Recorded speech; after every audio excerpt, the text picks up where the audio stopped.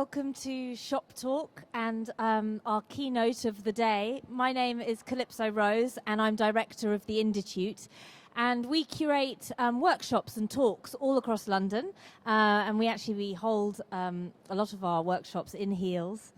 Since the start of its feather dressing business in 1840, Heels has been the beating heart of Tottenham Court Road. The core belief still adhered to in 2016 is the mantra of Sir Ambrose Heel to provide good design, well made. Pia Benham is the head of collections at Heels and covers modern and contemporary design, managing the buying teams. In this shop talk, Pia will discuss what the customers want and how trends and seasonality sit within this. Learn how Heels has retained its status as a unique destination store. Good design, well made. Thank you, Pia Benham. Hi. Thank you for taking the time out to come and listen to me today to talk about Heels, the retailer. My name is Pia Benham, and I've been with the business for 3 years. I'm head of collections, and I manage the buying teams across upholstery, sleep, brands, textiles, cabinets. We have 5 stores in the UK selling furniture, lighting, homewares from our own label and branded partners.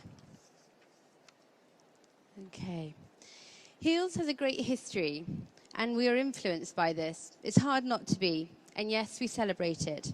But alongside this, we're always thinking how we can move this forward, as this keeps the business fresh and relevant in a very crowded market. Heels was founded in 1810, the year Sense and Sensibility was written. It began by introducing the French feather bed to the English market, which quickly became popular, replacing the British straw mattress that was standard at the time. The business is like a family, with a huge amount of affection felt for it. I learnt this before I'd even joined the business, where I was telling friends and colleagues where I was going, and so many have their own story to tell. It may have been their parents having their wedding list with us, or buying their first sofa, or chatting to new acquaintances who remember the first thing they may have bought there. So I quickly realised we have a wealth of knowledge and a developed thinking which we continue to build on. The groundwork is solid, and many of our current decisions are built on these foundations. Good design, well made. Heels has a passion and a long history for good quality design. This is a bit of a mantra for us at Heels, and interestingly, it has been core to the business since it was founded and continues to this day.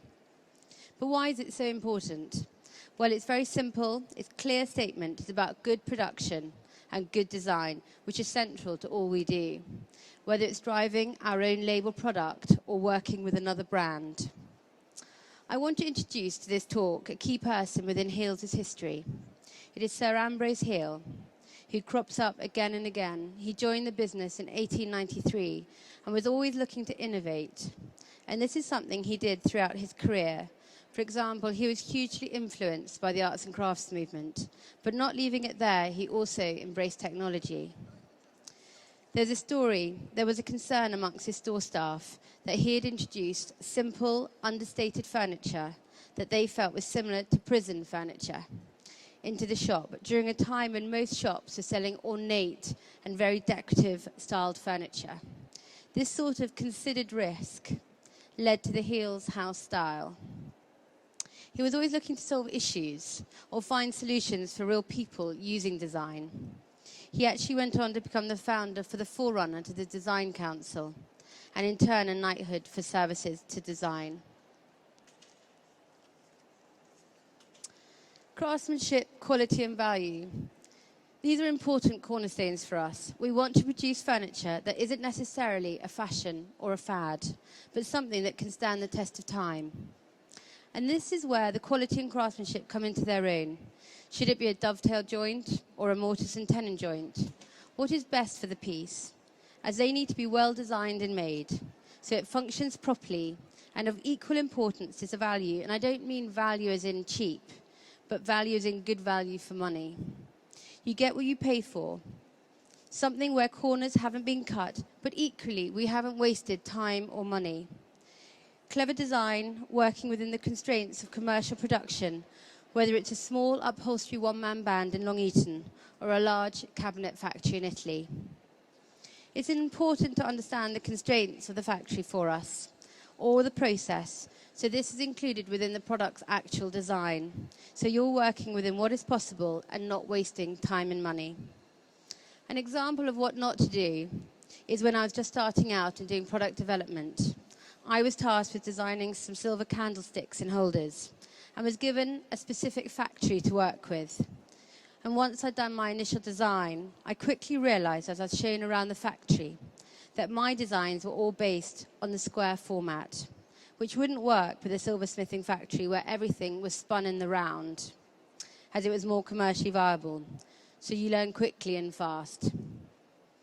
The ivory discs we have here, this is something that we've always done. They're always hidden in drawers or under furniture or inside a cupboard door. It's a sign that they were made in the Heels workshop. And this is something we still do today with stainless steel discs on all our own label product. Subliminal branding is great. It promotes the test of time and a quiet pride in the product for always knowing that you have a Heels piece.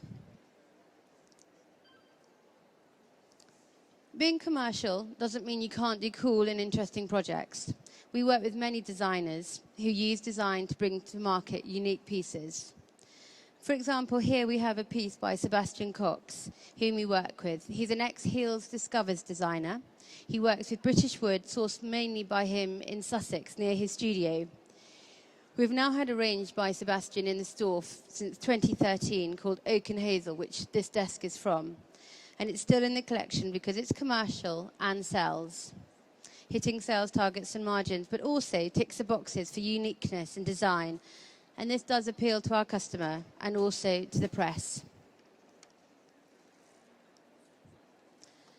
This desk is an example by Ambrose Hill, designed in 1931. It was a piece of home office furniture, and it combined technology and craftsmanship. And it was responding to the new telephone that was now available in the home. There was a cupboard for telephone and a cupboard for the telephone cards. There were no protruding handles to avoid snagging. He was always thinking about the details. And the finish shown is a limed oak finish, which Ambrose Hill introduced after the First World War to move away from French polishing. This was in response to how families were living with less help. And due to the war, the number of household servants had greatly diminished, so workload needed to be more efficient. And this sort of creative solution was welcomed as it was durable and easy to maintain. On the other side, we have the Brunel collection, which was launched in 2013. And it was designed exclusively for us by Rob Scarlett. And it was designed with a smaller modern home in mind.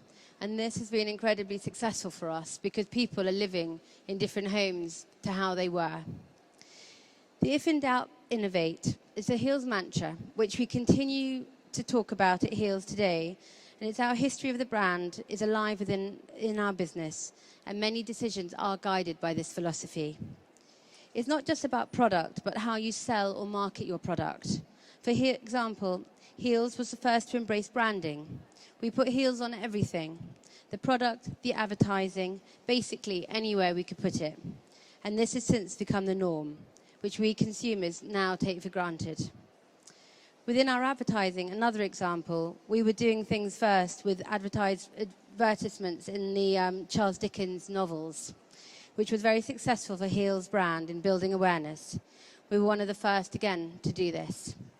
Innovation targeted at your custom group is only really relevant when you know who they are. Without knowing this, everything is on shaky ground.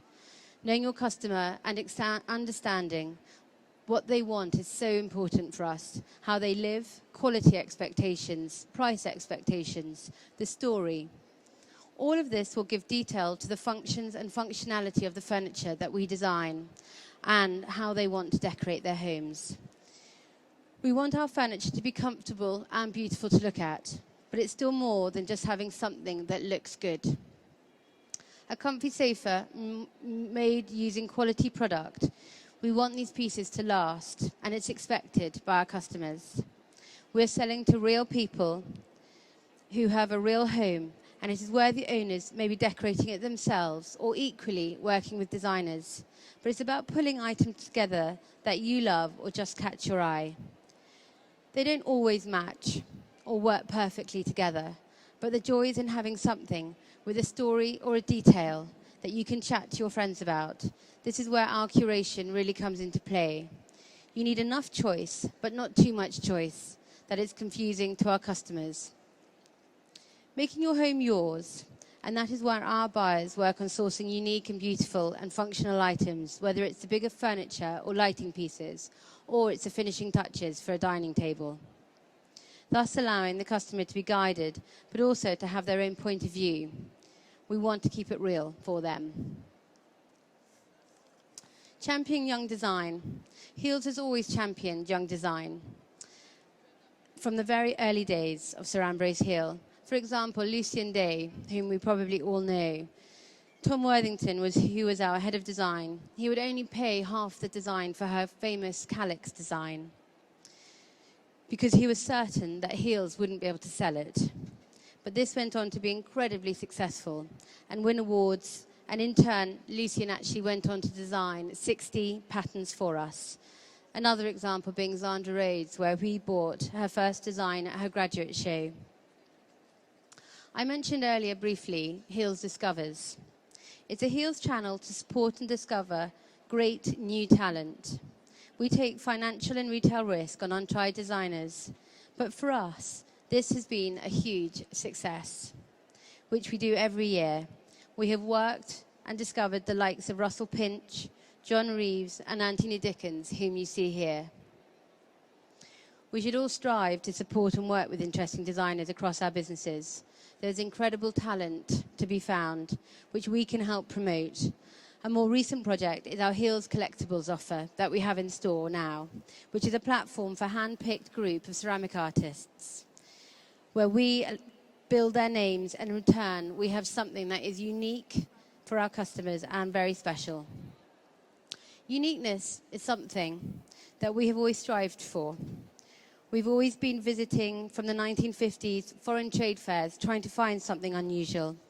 We want to bring the best, even if it's unknown at the time, back to the UK and introducing them to the British public via our stores. An example being the famous Barcelona chair from Mies van der Rohe. We were the first to bring this to the UK. More than a store. So this for us is about retail theatre, and it's always been important. Even from the early days where we opened our mattress factory to our customers so they could see their very own mattress being made. And this is something that has guided and influenced us. And it's about putting our customer at the front. We want to offer a unique experience. And this is where we have a passion for our More Than a Store program. We want our customers to come back time and time again and to really engage with the brand. And with the growth of online and mobile, etc., the consumer is exploring and using the different platforms in a much more personalized way. This may be popping in to have a look at a piece, but then buying it online at home, or doing their research online and then coming in store. We are consuming information and brands in different ways, so we need to look at how we can engage them. And for us, one part of this is in offering a variety of events or programs that we run throughout the year. It may be connecting with the product or learning a new skill in store or listening to someone with a good story about design to tell. It's all about making the experience of shopping fun and memorable and building up a bond between our shop and our customer. The example here is our bodging program, where we work with great furniture designers, about 6 of them at a time, and we have 5 days to produce pieces of furniture using offcuts and a random wood selection to make handcrafted pieces in our front window, showing what can be done in a very quick and innovative way. Some of these then go on to production. So, for example, our designer Gareth Neal, his ease chair from last year actually went into production that we now have in store.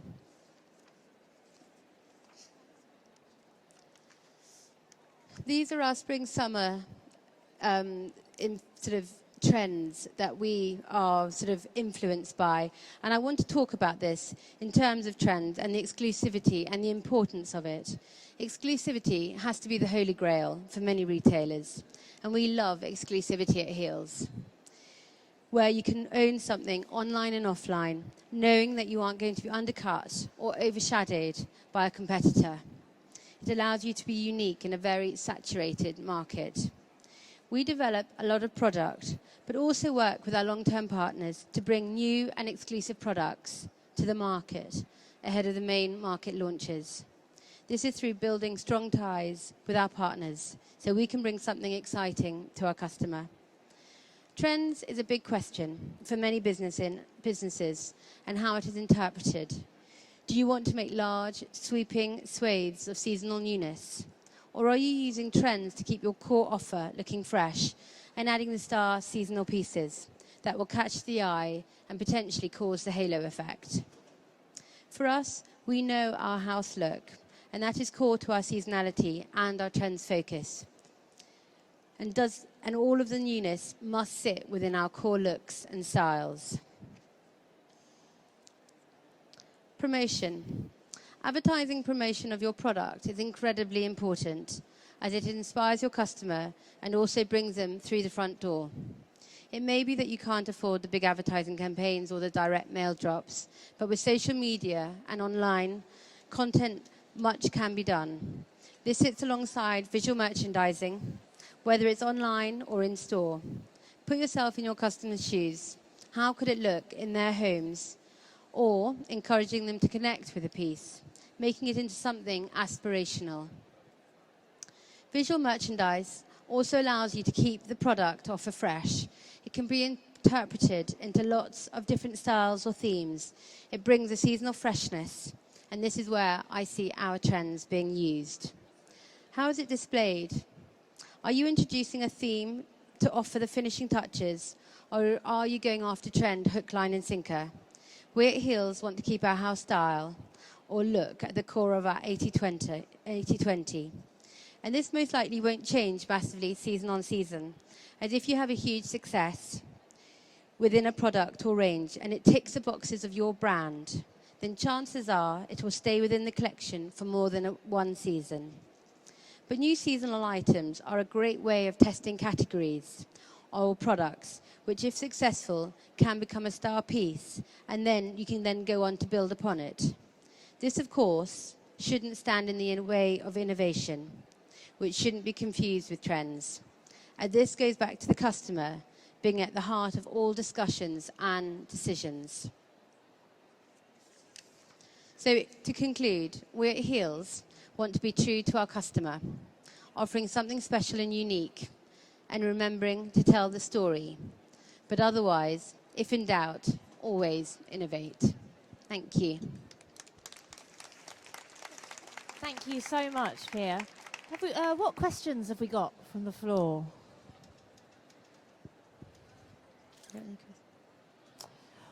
Any questions? Aha.